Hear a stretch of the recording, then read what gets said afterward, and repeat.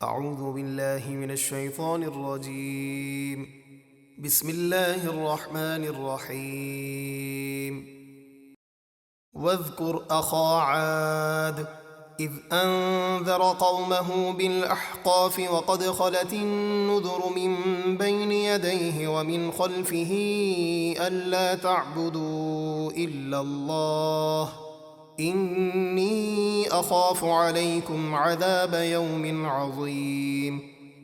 اور عاد کے ہم قوم ہود کو یاد کرو جب انہوں نے اپنی قوم کو سرزمین احقاف میں عذاب کا ڈر سنایا، اور بے شک ان سے پہلے اور ان کے بعد کئی ڈر سنانے والے رسول گزر چکے۔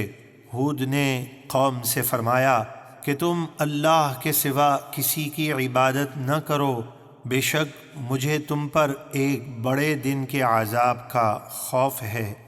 قالوا اجئتنا لتأفکنا عن آلہتنا فأتنا بما تعدنا ان کنت من الصادقین۔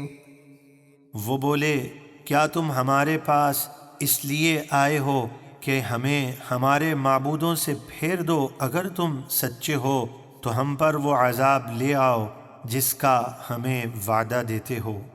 قال انما العلم عند اللہ وأبلغكم ما أرسلت به ولكني أراكم قوما تجهلون۔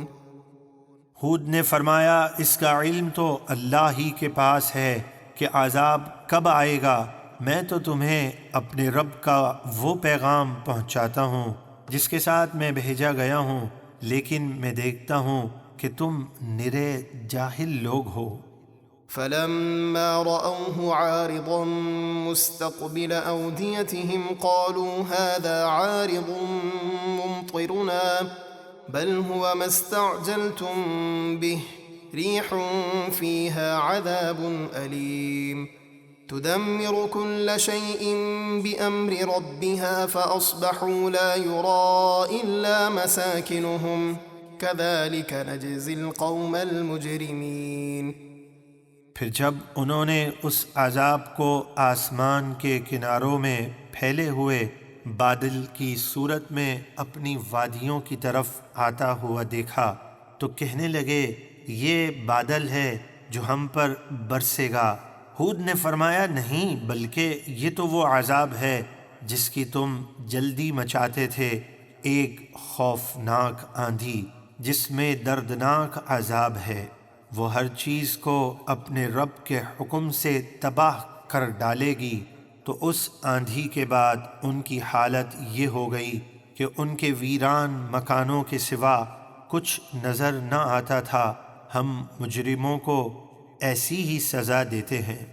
وَلَقَدْ مَكَّنَّاهُمْ فِي مَاءٍ مَكَّنَّاكُمْ فِيهِ وَجَعَلْنَا لَهُمْ سَمْعًا وَأَبْصَارًا وَأَفْئِدَةً فَمَا أَغْنَى عَنْهُمْ سَمْعُهُمْ وَلَا أَبْصَارُهُمْ وَلَا أَفْئِدَتُهُمْ مِنْ شَيْءٍ إِذْ كَانُوا يَجْحَدُونَ بِآيَاتِ اللَّهِ وَحَاقَ بِهِمْ مَا كَانُوا بِهِ يَسْتَهْزِئُونَ۔